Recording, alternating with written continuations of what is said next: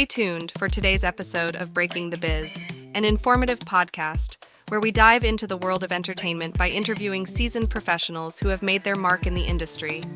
Gain invaluable insights as they share their personal journeys, offering advice on navigating the dynamic landscape of the entertainment industry.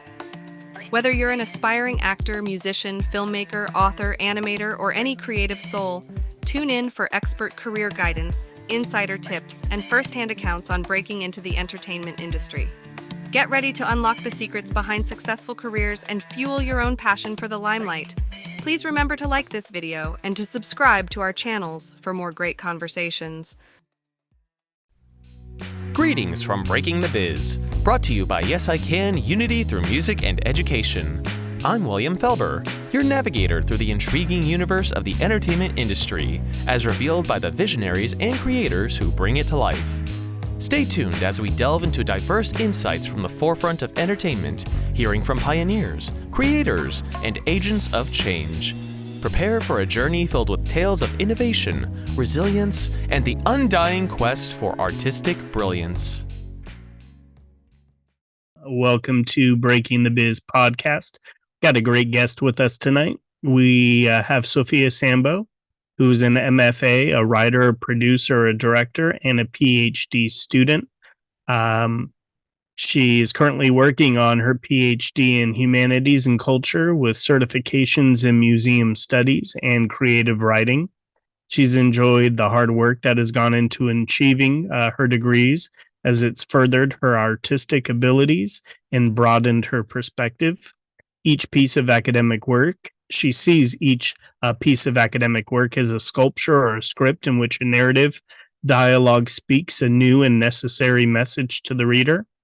Not only has she enjoyed these disciplines, but she's enjoyed teaching science, math, and athletics as well. Outside of academia, she competes in various running events and trains year-round. She's volunteered as a running coach, as a cook in the soup kitchen, for disaster relief in multiple countries, and from Hurricane Katrina relief. So definitely doing some good work there as well. Sophia, thank you so much for joining us tonight. Thank you for having me. How's everyone doing? Everyone's doing good. It looks like we're making it through. I kind of want to start off with, when you were a young girl, what was the dream job for you? Oh, my dream job. Just depends how little. Start with the very little. I think I wanted to be a cat and an architect for a little while, but I feel like I was always ending up learning a lot about writing, and I didn't really think that I would end up doing anything to do with writing, but one day I realized I needed to do writing so I could feel like I was more involved in a larger art project, I guess. So I feel like if I made film but didn't do any writing, and then it wouldn't really be, the piece wouldn't be fully mine, although all films have a lot of people involved in them. So it's always a collaborative project, but I feel like I'm painting the whole picture more if I do the writing, which I feel like creates a framework at least. Okay. So you when do you realize that you want to become that writer? Is that something, and talk me through education and, obviously you've got a lot of schooling under your belt. When did you realize that was going to be, the road you took? Well,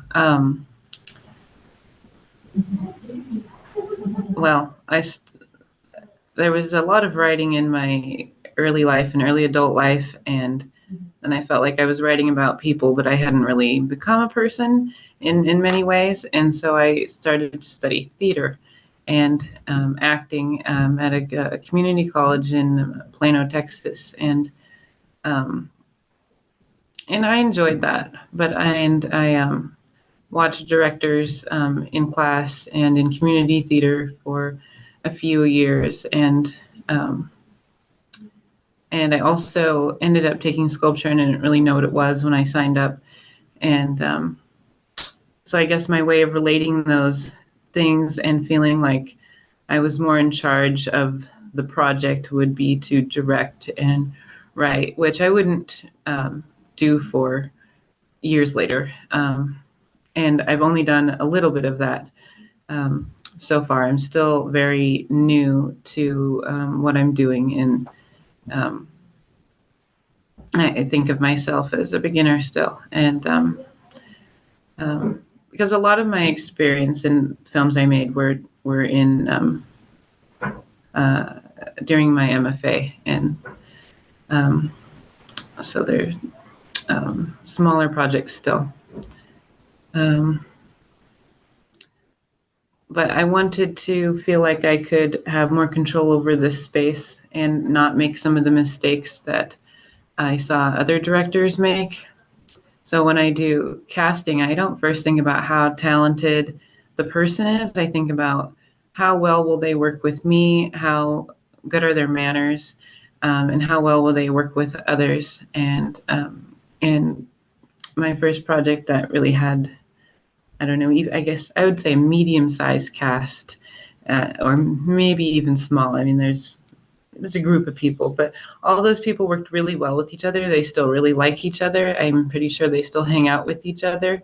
I don't remember there ever being a fight between anyone on set that was in crew or actors. No, they just loved being with each other. They just smile when they see each other. And that didn't happen when I was taking my community college courses or doing community theater in community college. That was never how it was. Everybody was always stepping on each other's toes, including the directors and stuff. So I feel like that I took that experience and made a utopian environment in a film about a dystopian environment.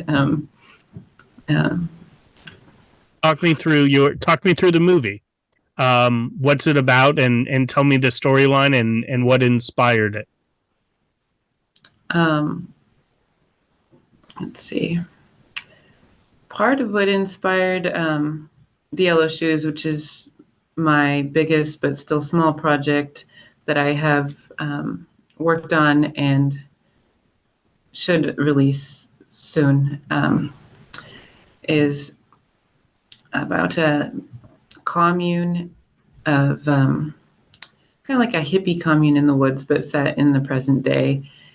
And they're starting off, and some people are more critically conscious, or they're thinking about how they're affecting others, and that not to take everything at face value, not to just believe everything they hear from someone else. And so they're aware of what's going on. They know what they're thinking critically about what they're being told, and then other characters don't, and they just so they come up with these. Let me see. I need to start that sentence over. One character is jealous of another character, because if she thinks this character is doing things that she's not doing, she thinks she's interested in her love interest and somebody she was previously with, but that character is just being viewed from this perspective that makes it seem like if she goes in a tent and back out of a tent at a certain time, or it's really just this jealous character's internal insecurities that she's projecting on the other character, and she's seeing the things that she's worried about, even though they're not really happening. You never know if they're really happening in the film, and then she tells these other characters, and they some of them believe her, and then the ones that are question what she's telling them don't, and then that creates the conflict of the film and ends up leading to the group sending her into exile, and the character that this jealous character was worried about ends up leaving with her because of they are fed up with the group and how they're not really questioning things. They're just kind of, it's kind of like bullying. They're just kind of like making up things about someone. And then there's like this mob mentality they have. And I just want people to see things from different character perspectives and question what they think and what they decide about somebody more, so that we can treat each other better. But also, I love how you mentioned it as like a dystopian, film, and it sounds kind of like a, I don't know if I would say a psychological thriller, but definitely getting into the characters and understanding point of view and perspective, and it sounds awesome. What made you want to write this story? Did something impact you?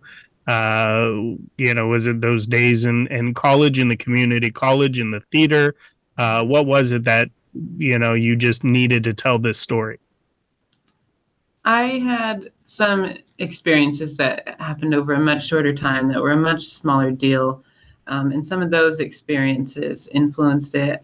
And I think I've also seen similar things happen to other people. I remember there was one small event that happened when I was studying sculpture, and it just lasted like an hour or so. But just because one person said something, then other people went on that, and then they all got angry, and then they said, and this person thinks this, and this person feels that way, and then it just sort of blew up. And one of my friends just told me, just, don't worry, that's their problem. You've been just sitting here, and nothing that they're saying actually happened. You can just watch it, like you could almost watch it like it was a play, really, in this small space. All these people come up with something out of nothing, but no one questioned it. They didn't ask, did you actually do this, or did this happen, or did you actually say this, or something. They just went along with it, adding this context to things that really didn't happen.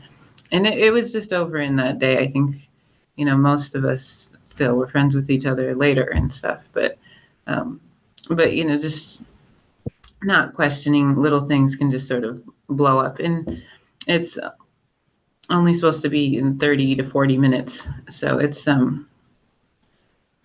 like the hugest conflict for the film. But I mean, if you are exiled, I guess it's maybe the appropriate size conflict there.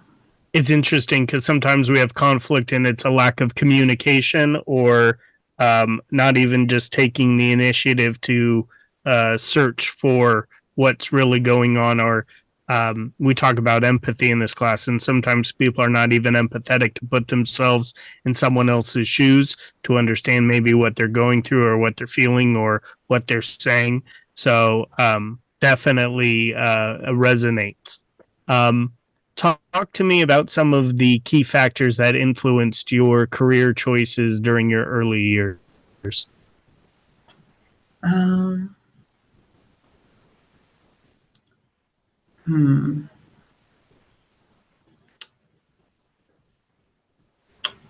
see. I guess I was very artistic as a child. I don't know, my dad and my mother both were very artistic in their own ways, but I grew up in a very rigorous academic environment, so I think I needed to give that a little more balance, and then I don't know. I guess I've always been drawn to color and self-expression. My mother studied fashion and textiles, and my dad studied um, art. I don't know if it was more specific than that, but he did a lot of painting and some sculpture.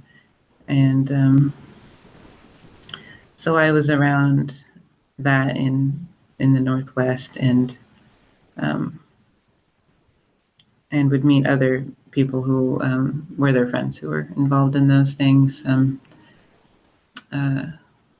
I'm very attracted to color. I think about color in almost everything that I do. So that's why I tried to include like surrealist um, elements in my short film.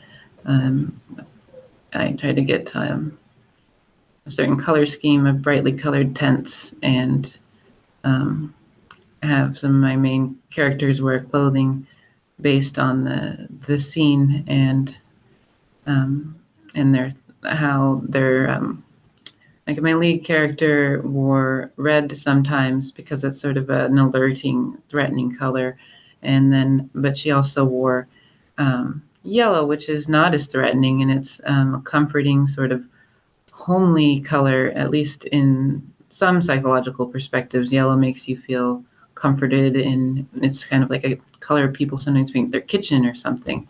Um, and I've painted a dining area yellow for that reason. And so I don't want the colors to, affect the mood of the film, or how you would see that character in contrast to the other characters. And whether or not anyone notices that doesn't necessarily change that will still affect them viewing it while they're viewing it, and how they'll think of it. But it also sort of gives I'm trying to think of the word,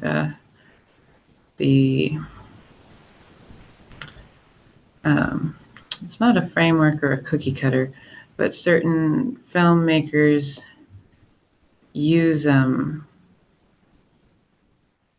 like a certain shape or color concept to tie everything together. There's one filmmaker, there's clocks. And, I don't know, I think they ever talk about the clocks too much or time that much, but there's, round shapes and clocks. It gives it, it just kind of ties it all in. When you're talking, you make me think of Night Shyamalan, the movie. I can't think of the name of the movie, but it's got Samuel L. Jackson and is it not Is it Unbreakable? Unbreakable, yeah. Yeah, I knew my crew would back me up on that. Yeah, it's Unbreakable. I was thinking about that, and like obviously Samuel L. Jackson wears the purple as the villain, and I can't remember what Bruce Willis, the color he wears. Anyone want to chime in what color he wears? Green. But the colors, you start paying attention to the colors. Presley, did you want to make a comment? See your hand. And actually too, I want to bring up if you watch Shyamalan's sequel to it, Glass,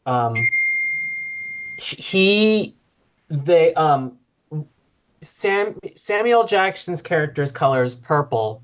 Bruce Willis's character, his color is green. And then you have James McAvoy's character who has the color of yellow. Because what I like about this movie, that each background where the characters are, they have a different color theme into it. I never noticed the other colors in the, like, obviously I see what they wear that way, but now it makes me want to go back and watch it. Sorry to chime in. Yeah. Go for it, Malik. I noticed that too. And there's this website called TV Tropes, and that's called a color motif. that like tells us, like you can tell a Sophie lot is about going, the that's the word I characters, was looking for. about, you could tell us all about the characters, about what color they wear and how they wear it. Interesting. So definitely, there's people who pay attention to that. I love it.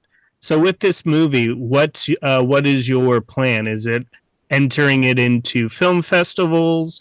Is it something that you're looking to push and market and sell elsewhere?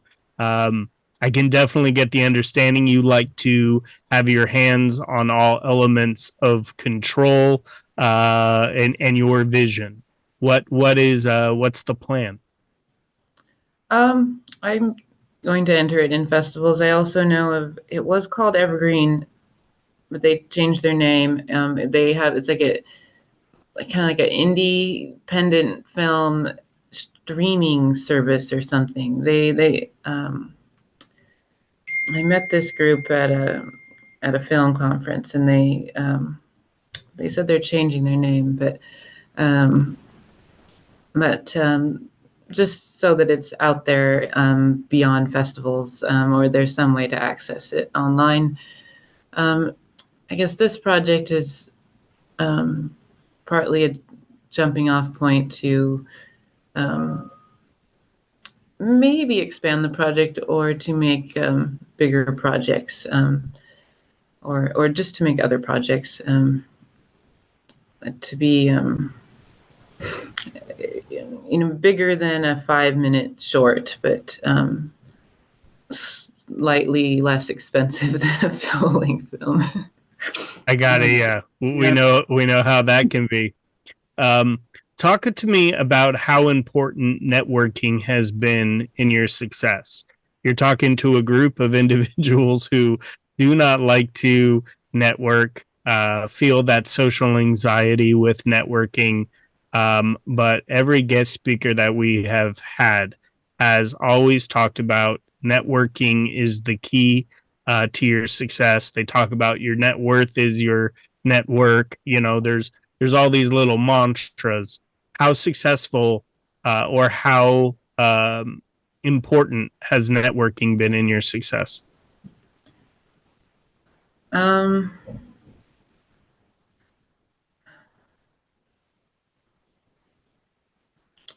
Well, I am a beginner, so I don't really feel like I have used my networking as much as I plan to use it and would like to. But in networking that I have done, and all the people that I have worked with as a student and in this project,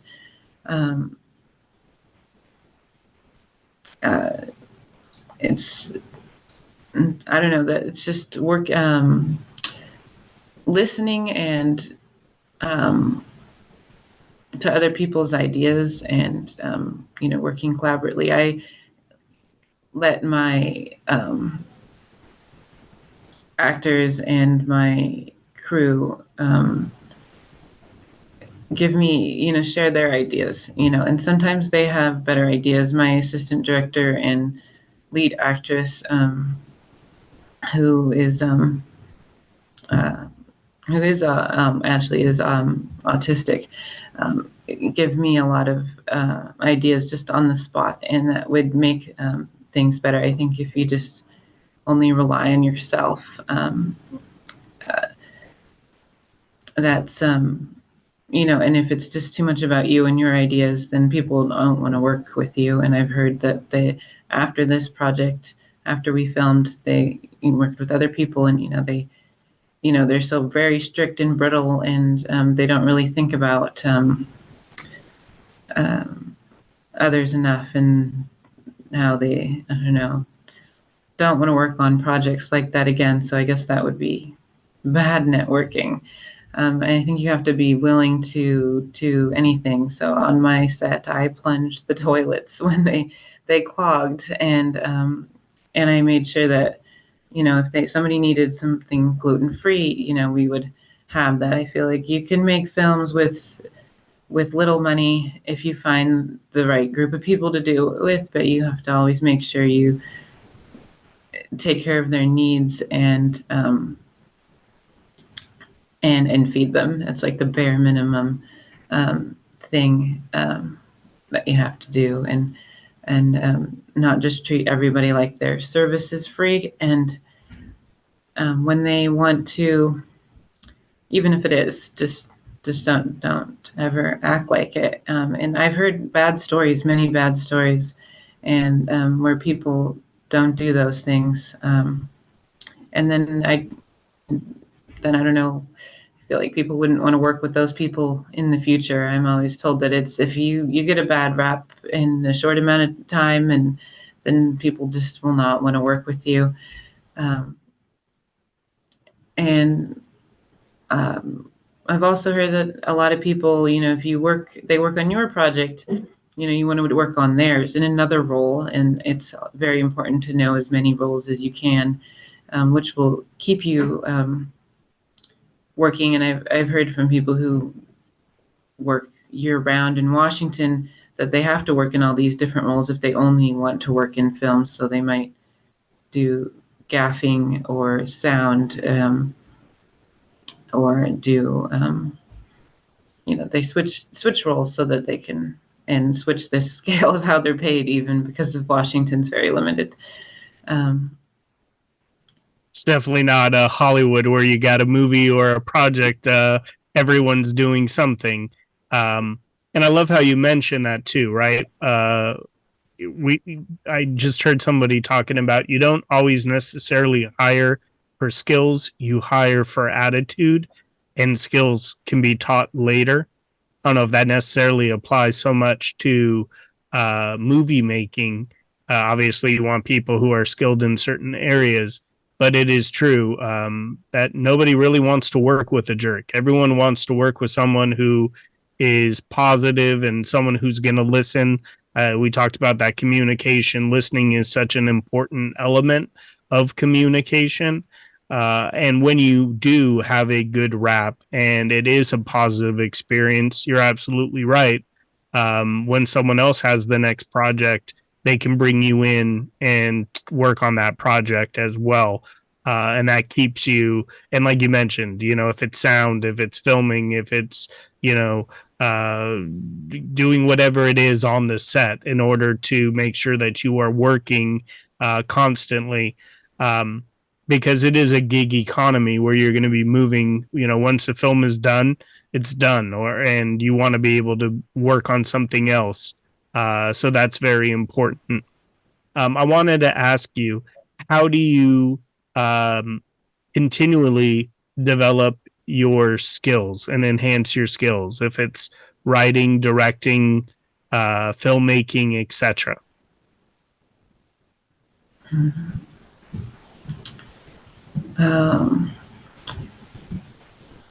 I wouldn't feel that I would have grown and learned the skills I need to be involved in film in any way if I didn't do this degree.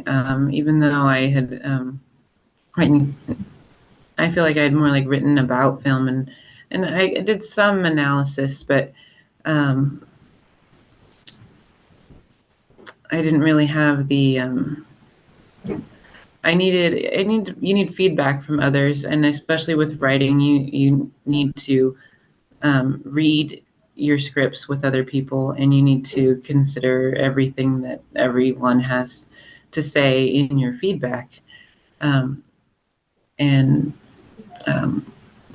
my last screenwriting teacher, I believe that was there's a method or to that style of screenwriting, and she believes that it's the best way to improve your scripts. It sounds really simple, but I mean, you're not. It's hard to grow if you're by yourself. So I don't really think if I hadn't studied, then I wouldn't have felt confident or like I knew what I was doing. And I think I'd have probably really bland stories that didn't have a plan for beats or the hero's journey, which not all scripts have to have these beats or these themes, but it's important to know about them so that you know how to round out your story. I really like, I don't know, collaborative art. I think in any subject, even outside of film, in my PhD program, I think if you're not learning from other writers and from your feedback and from other students, you're not really developing there either. That constructive criticism is vital. Yes. Constructive criticism was my favorite part of studying sculpture. We just call it crit, and we would meet I think it was every Thursday or every other Thursday. But I fully enjoy giving that feedback and getting that feedback. I dressed up for it. It was exciting. It's kind of that point where you can grow. We talk about growth mindset in our program and how important it is to fail at least a few times to figure out exactly the right road, the right way to do things. And if you don't fail, you never really learn and grow. So did you want to speak on that? Sure. I will tell you about some of my problems. In sculpture, I had some of my pieces, many of my pieces broke, and then I had to solve that problem of them being broken in half or missing pieces. And that actually made them so much better visually than if they hadn't broken. It was the solution that really made that piece work. And in film, I think it's also that everybody has problems on set, and there was no problems on my set just because of people got along really well. We did have 2 leads disappear, which was, and one quit, and then just 3 leads disappear. One basically ghosted, and then the others just I don't know. I didn't get an explanation on why our male lead left and our female lead left because of, I guess, somebody quit at work or something like that. And so in a very short amount of time, I used or I called extras that had very 2 lines and who I thought could fit these roles. And they took them on, and they learned these roles really well and really quickly, and or they wouldn't be a film, and that was really amazing. There's also problems we had. I had a permit to film in a fairly small section of a public park. And as a student, most of the time you can get a permit for very cheap or free. I didn't have to pay for any permits as a student. And I guess but the Parks Department, separate from the Shoreline Film Department, gave someone a permit to just go anywhere in all of the parks in Shoreline. And so that created some conflict there. And then there'll be people who will just walk across and around your set, especially if it's outside. I guess if you're inside, it's less likely to happen. But there could always be sound from construction next door. And, solving these problems and being patient with people and finding these solutions is how I guess is how you get through it. I love that example because we talk about critical thinking, problem solving, communication, collaboration, understanding personality styles, the self-awareness, being resilient, and what you're talking about and what I'm gathering from writing, directing, and producing, you have to have all of those skills in a nutshell and be able to pull them out when it's needed, to understand the different type of people and Not everybody is the same when you're casting them, and there's different, personalities, and being able to solve those problems and being able to deal with permits and so forth. So, yeah, it just kind of shows how well-rounded you have to be. What was the biggest lesson? Are you still doing your PhD program, or did you finish your PhD program?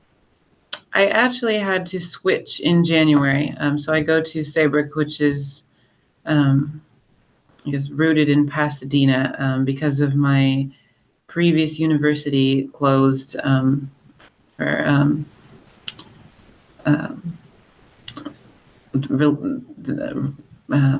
they committed some high crimes, and it was very very shocking, and it has actually caused some delays in my PhD program? film. Well, yeah, in my PhD program, but just the effects of it have affected my life a lot in 2023, and I feel like just in this past couple of months, I've finally been able to really get past how unexpected all of those things were. And so I'm studying transformative social change now, and I'm very grateful that Saybrook basically invited me and other students from Union to go there. I feel like I forgot your question. No, it's all good. I want to talk about mentorship. Is there a certain mentor that comes to mind? You mentioned both of your parents obviously being very art minded. Other than your parents, is there someone that comes to mind as a mentor, and how important has he or she been in your life?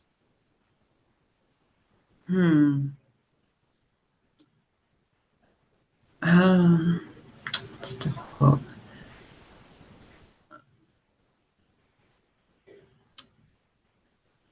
I feel like I was given a lot of direction by many of my sculpture instructors, and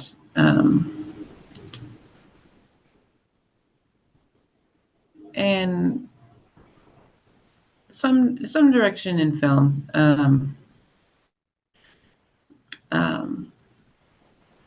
More in screenwriting than at least most recently. Getting the feedback and reassurance from others, and I guess gave me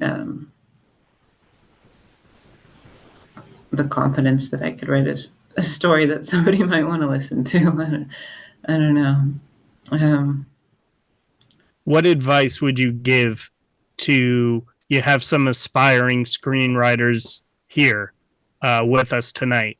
What advice would you give to a young individual that wants to get into that field of screenwriting, being a storyteller, and sharing their story with the masses? On your last question, I will add, my mother is very supportive. She was actually at my set every day, but also I guess she would be one of the production assistants, but she's very supportive in other ways. For screenwriting, let's see. I don't know how much you know about screenwriting.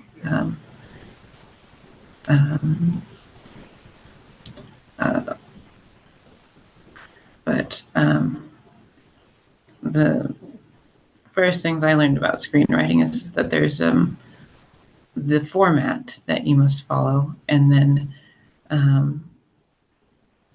different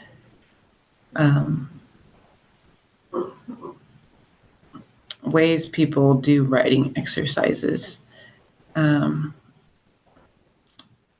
different tools for writing scripts. And then, so I don't know, sometimes it's good to just write what pops into your head for 3 to 5 minutes, and all of those ideas, or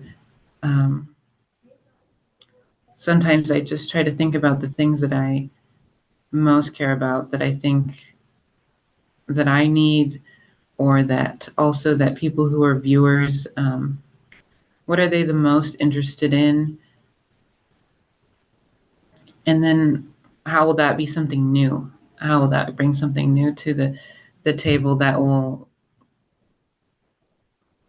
not just, you don't want to make something it's exactly like somebody else's project. What new things do you have to say, or what, even if they're not, don't seem like the most original ideas, what things that are unique to your experience could you share with somebody else? And then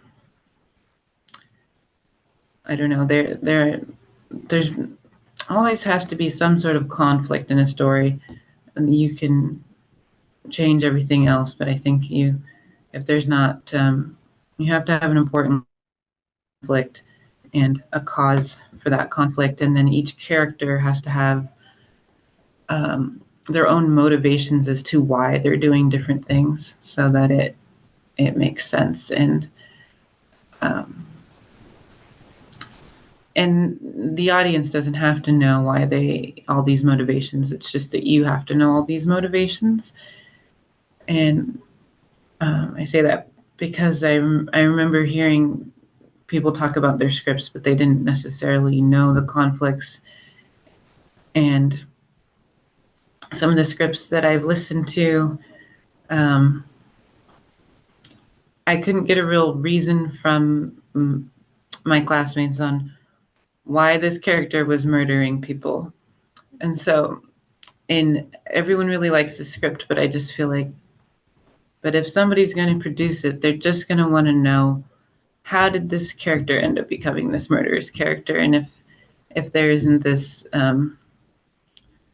if it can't just be their day job, they had to have something happen to them so that they end up doing this messed up thing, for this continuous plot to make sense. But This is a great example. I mean, I don't think anyone's just, maybe they are, maybe they're not, but I don't think anyone's just born a murderer. There's definitely, like you mentioned, things that come into their life and things that affected them to make somebody, kind of go that route. Well, unless you're that? Mike Myers. Well, yes, but I'm sure Michael Myers had some motive. Well, if I recall correctly, it was always implied he was born that way. But was he born that way, or was he bullied? Well, he killed it. If I remember, I know the story. If I recall correctly, he just killed his sister, or tried to kill his sister randomly, or he killed someone randomly as a kid, and then from that day on, he's described as inhuman, but I don't know if it was ever established why. Interesting. I think about like a Freddy Krueger, and obviously, there's a storyline with what he did, and then all of the, families judging him. What was that? They could probably grow up in an abusive household and become their own, decide to kill their abuser, and however, because of the pain and abuse they have endured, they become the very thing they have suffered alongside it. At least, of course, that's only acquired to those to most serial killers. But for serial killers like Dexter Morgan, it's probably because, or it could be the case with the case of Dexter Morton, where he kills other serial killers because there are those that can't be redeemed by humankind alone, and there are some people that are too dangerous to be alive. It's a very good point. And it kind of comes back to what Sophia's talking about. There has to be some inner conflict for a story to catch and for an audience. Otherwise, the audience is left there going, but why did they do that? Why would they become? I brought up Mike Myers because Mike Myers does seem to be the exception. I mean, he's the only one of the of those classic slashers who I think that's the case for, but because that movie gets away more on just the atmosphere of it. But Interesting. Gosh, I kind of lost it. Like, are you saying about Mike Myers, the actor? Like, I no, the lost my mind. Halloween, Like, the character what? from Halloween. I know. I was like, wait a minute, Mike Myers would never do that. No, You're thinking no, Austin but Powers. because if I You thinking recall, they Austin never Powers gave being the him. killer. Yeah, Shrek. Because All if I recall, yeah. they never gave him a backstory beyond he killed someone at a party, and from that day on, everyone just looked at him as being pure evil. Sophie, you're going to have to go back to the PhD program and talk about Michael Myers being the only killer out there where there is no inner conflict, and analyze that. But I think thank you for pointing that out, Josh. I do think he has kind of a simple backstory. I did watch, well, I don't know about the last couple, but I did watch all of the other ones, mostly as a kid though. But I do think Dexter Morgan also has a very simple backstory. But they do have, I think they both have backstories.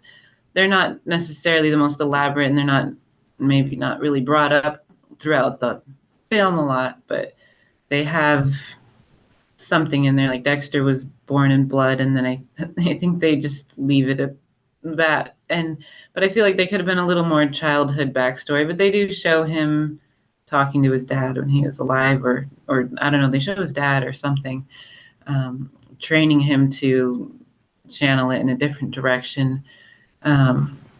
But then there's also characters who I think need they need more to be more fleshed out or detailed. That in this one sitcom I remember listening to for many hours, the individual characters, I don't really know what their individual personalities are like. I don't know what their career wants are. I don't know what foods they like. And it's a sitcom, but they still need to have like a character and an attitude that's really strong, especially in a sitcom. They need to be like, I really don't like grapes. And you know, and you can go really far with simple things like that, but they just need to have a stance of some sort. And it could just be like, I just really don't like the lady who walks her dog in front of my house and it barks every time or something. But they just have to have these things that make them them. And it doesn't always have to be big. It could just be like, you know, we can't eat donuts today because there was a donut recall, and now we have to go around saving everyone who is trying to eat donuts, and that's what we're doing today. And you can watch these crazy people try to save the world from the recall of donuts, but they just but there's got to have these motivations, and then you know, these characters have to also have like their individuality, just like you do. And not every detail has to always be on display, but if they just have like your almost like a little separate profile, and then you can write them almost like they're a baseball card. And then, you know, as you're writing this story, remember to include elements, you know, this one doesn't like school, and this one doesn't like showers or something. I don't know, but I love it. anyway. I want to ask you, and then I'm going to open it up for the last few minutes for questions from the crew. What is the biggest piece of advice you would give to your younger self from what you have learned in, you know, your PhD program, what you've learned in college, what you've learned with sculpture and art, what you have learned from two parents being artistic, what you have learned through life? What would be the biggest piece of advice you would give to a younger Sophia?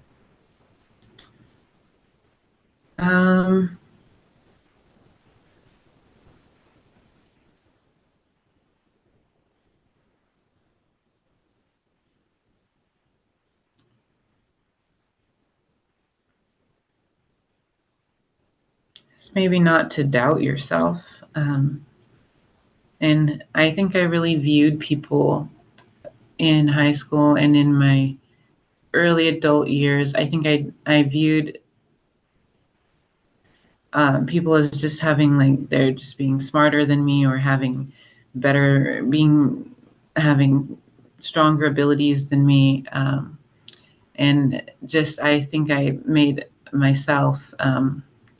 This was I think part of growing up in a really rigorous academic environment in Washington, but also I just chose to respond by letting myself think that I wasn't as good at things as I could be, or in some way limiting my opportunity. But then I'm also going to give you advice that I got from a guest speaker, is that when you stop working on plan A and you start working on your plan B, then, well, if you start working too much on your plan B, then you're going to stop working on your plan A, and then everything you're doing is going to take away from your plan A. And I don't mean to not take, like this guest speaker said, he just lived in his car with his family because he really had to work on plan A. And I think that's pretty dramatic. But I think it's best to like avoid doing too much plan B stuff while still making sure you're taking care of yourself at the same time. Like I can't not provide normal living conditions, and I wouldn't have my daughter live in a car. But I do think there's a lot of truth to that, and I think about that because because I feel like a lot of people spend time doing something that feels really secure in plan B, but then that it does really limit your growth in the area you want to grow in. So you have to always make sure you're doing that. And I remember hearing from another guest speaker that he put off things. He reminded himself to do things, but he spent years leaving sticky notes for himself that he was going to do the things he wanted to do in life. But you have to work on those things regularly. You can't put them off, and you won't feel good, and then years will go by.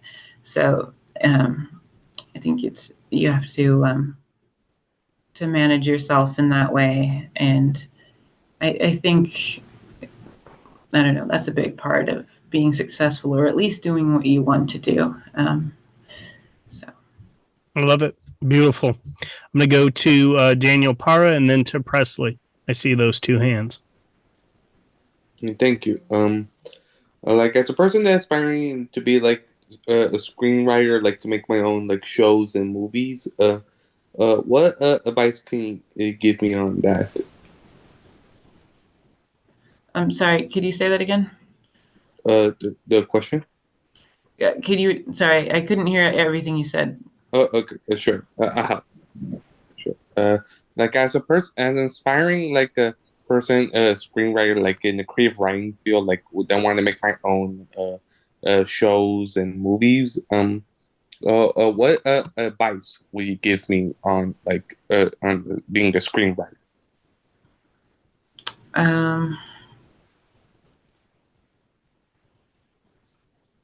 You really need the support of other screenwriters to collaborate with, even if you're just exchanging feedback, or maybe you work on one script together. I've been wanting to work on a script with at least one other person who's involved in the writing. I feel like that whole collaborative process really can balance things out, because there'll just be holes that they'll think of that you won't think of yourself.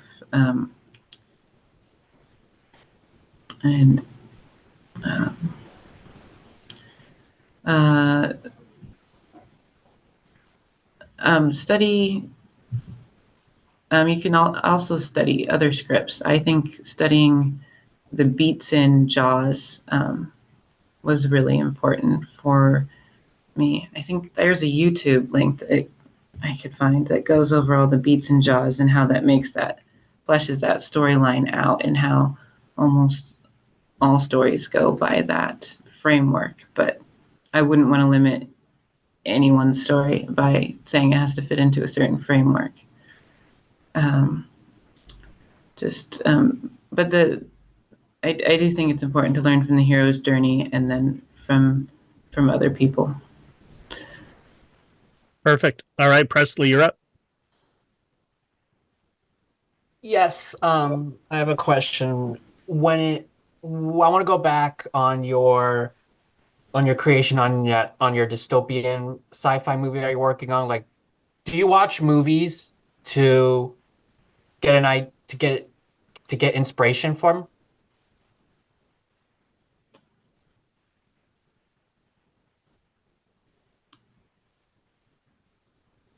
I don't. Yes, and in a way, I don't think about watching film to get inspiration, but then it's sort of like a side effect. If I watch film, then I feel like then I think about things that work well in film, or why they made that film. These different social issues are like I like PBS Masterpiece. They often bring up these different social issues, and then it inspires me to think about, well, which social issues in history haven't been displayed in film that aren't represented, or current social issues. And so I think about like the elements of why that film was necessary. And then I also think about different artistic tools, different ways they made something happen in a scene, and how you can use that in a completely different story, but something they did successful in that film, you can copy in the way that in your own story, you can do that successfully with that same technique. Awesome. Thank you for sharing. And last question of the night, Giovanni. Okay. I have a couple, so I'm going to try to keep it short and sweet. My question is, when you mentioned about like trying to get your story into some variety of festivals, what is one of the website that you use to like try to get your story published? Like, for example, I use filmfreeway.com. What do you use? Is there a website you use to submit for a film festival, Sophia? Yes. No, not yet. But there, in Washington, there's is it Washington Filmworks? It has a directory of all the film festivals in Washington State. It's also the same place you can apply for tax incentives. I think most states have. California has a lot more, and I would trying to get a directory of the states. So it's based off of state. There's different states have different festivals, obviously. Yeah.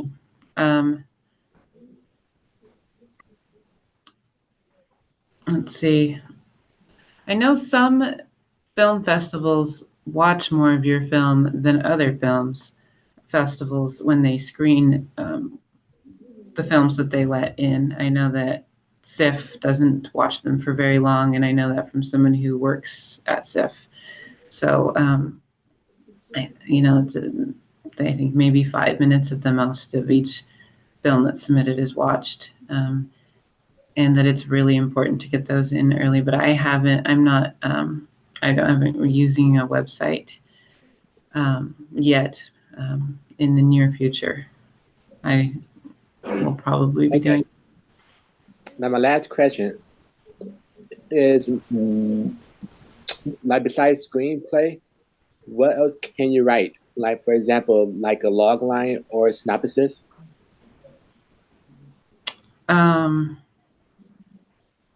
You will. I'm not sure what you're asking, but you would definitely need to be familiar with writing good log lines and a good synopsis. Just getting those key elements in the simplest form written down for the subject and the storyline of your film. A lot of my M.F.A was going over synopsises and log lines and different elements like that. I did email you. I wasn't sure if I would need any visual aids. Some homework from my M.F.A that has my log line and synopsis in it. I'm not sure. Did I answer your question? I'm going to share that with Giovanni offline so he can get a good, clear example of what that should look like, and that will help him on his project. For time's sake, I know that you committed to an hour, and I want to be respectful of your time. I'm excited to see your movie come out. I'm excited to follow your career. You are one of those creators and artists that want to put a lot of thought behind what they're doing, and it's so nice and refreshing versus seeing another Beetlejuice movie or another part 2 of this and a sequel of that or the remake of this, and there's so much lack. Hollywood has relied too much on those. Yes, there's a lack of creativity in Hollywood and beyond. So it's refreshing to have somebody who wants to create something original. So from all of us here at Yes I Can, we will continue to follow and support you. And I just want to thank you for sharing your career roadmap with us for this last hour. Thank you again. Oh, thank you. I'm not too pressed for time. If you wanted to ask anything else, and as a random and thank you for having and random note is that I do recommend using Indiegogo over GoFundMe, and this because of it's my understanding Indiegogo, if you just raise a certain amount but don't meet your goal, you still get to keep all of that. And with the other fundraising sites that are a little more popular, then and that you don't get to keep it all if you don't make your goal. And might be the most super important, valuable piece of information for those that are looking for a crowdsourcing for anything they do. You would hate to be like, hey, I'm trying to raise $1,000 and have $980 and them go, sorry, didn't hit your goal. We're taking that money. We're giving back that money. So very important.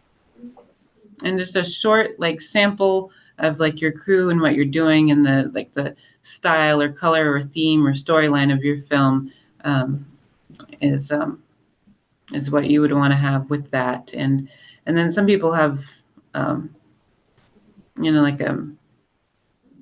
it's kind of like a short electronic version or kind of like a website of different elements about their film and their plans and of what they're going to use funding for.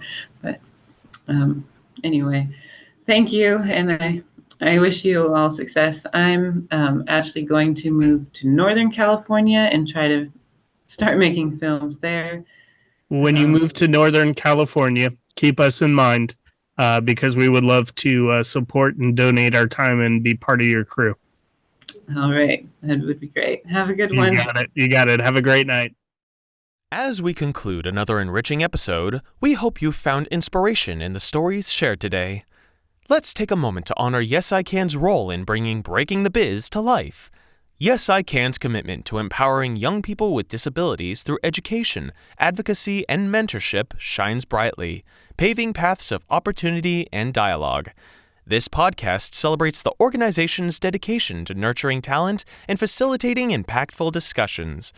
Breaking the Biz is more than a podcast. It's a part of Yes I Can's broader mission to amplify voices, dismantle barriers, and craft a world that's more inclusive and accessible for everyone.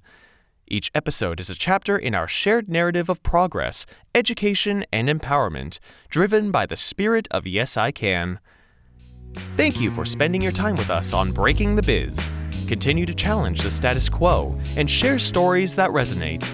Until our paths cross again, let's keep transforming aspirations into achievements and infuse every endeavor with optimism. Here's to advancing the landscape of the entertainment industry, one episode at a time. I'm your host, William Felber. See you next time.